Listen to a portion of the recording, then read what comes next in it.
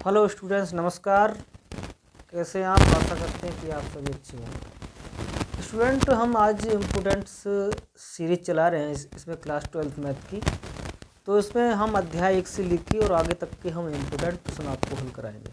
इसमें आपको सर्वप्रथम हमने जो अध्याय 1 लिया है, इसमें संबंध एवं फलन में इम्पोर्टेंट प्रश्न लिखा हुआ है आपके बोर्ड पर। तो ये एग्जाम पॉइंट से बहुत ही इम्पोर्टेंट है। तो आइए हम देखते हैं कि सबसे पहले इस प्रश्न को। हमारे पास प्रश्न में दिया गया है कि सिद्ध कीजिए कि R में R equal to A comma B such that A is less than और इक्वल टू बी द्वारा परिभाषित संबंध R स्वतुल्य तथा संक्रामक है किंतु सममित नहीं है ना। तो हम यहाँ पर सबसे पहले इसको स्वतुल्य सिद्ध करेंगे कि ये स्वतुल्य है या नहीं है। तो सबसे पहली कंडीशन हम लेते हैं स्वतुल्य के लिए। यस, तो स्वतुल्य के लिए हम जानते हैं कि ये स्वयं का रिलेशन स्वयं से ही होता है, यानी हमने माना A comma A relation to are.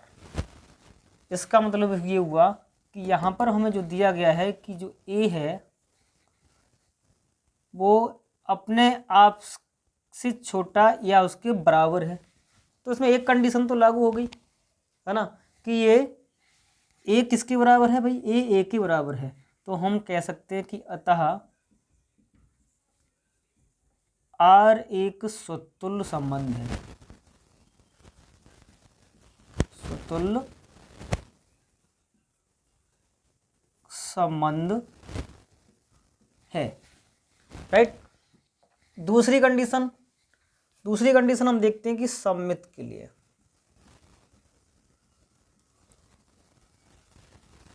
सममित के लिए यहाँ हमें दिया गया है कि मान लिया हमने कि A comma B relation to R है ना। इसका मतलब यह है कि ए छोटा है या बराबर है किसकी, बी के, है ना। इसका मतलब यही हुआ कि ए छोटा है बी से या उसके बराबर है ना। तो अगर हम इसका रिवर्स करें, हमने ले लिया कि बी कोमा ए है ना, बी कोमा ए किया, इसका मतलब ए की जगह बी आ जाएगा। ए की जगह अगर हमारा बी आया तो अब की बार क्या हुआ, बी छोटा हो गया किससे, ए से। तो क्या ये ऐसा संभव है, यहाँ बी आपका बड़ा है और यहाँ बी क्या दिखाई दे रहा है कि छोटा है। इसका मतलब है हम कह सकते हैं कि B comma A does not belongs to R. अतः हम कह सकते हैं अतः आर सममित नहीं है, सममित तो नहीं है, राइट। अच्छा, अगला हमें दिया गया है तीसरी कंडीशन, हम देखते हैं संक्रामक के लिए। संक्रामक के लिए है ना, यहाँ हमने माना कि A comma B relation to R. इसका मतलब है ए छोटा है किससे, बी से, है ना।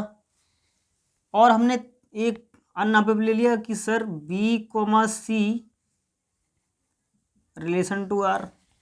इसका मतलब ये हुआ कि सर बी इज लेस देन और इक्वल टू सी, है ना। इसका मैं यहाँ पे तीन अवयव ले लिए, ए बी और सी, है ना। तो अब हमारा रिलेशन किसके साथ होना चाहिए, जैसे यहाँ पर हम देखते हैं, माना कि एक कोई ये व्यक्ति है, माना कि ये ए है और ये हमारा बी है, और मान लिया कि ये हमारा कोई सी है। ये मैं एक एग्जाम्पल के तरीके से आपको बता रहा हूँ यहाँ, राइट। ये हमारा सी है, देखो ए जो है बी से छोटा है और बी सी से छोटा है।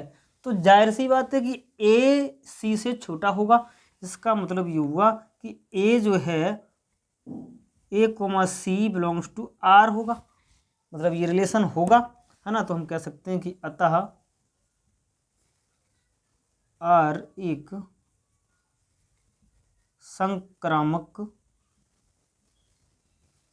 संबंध है।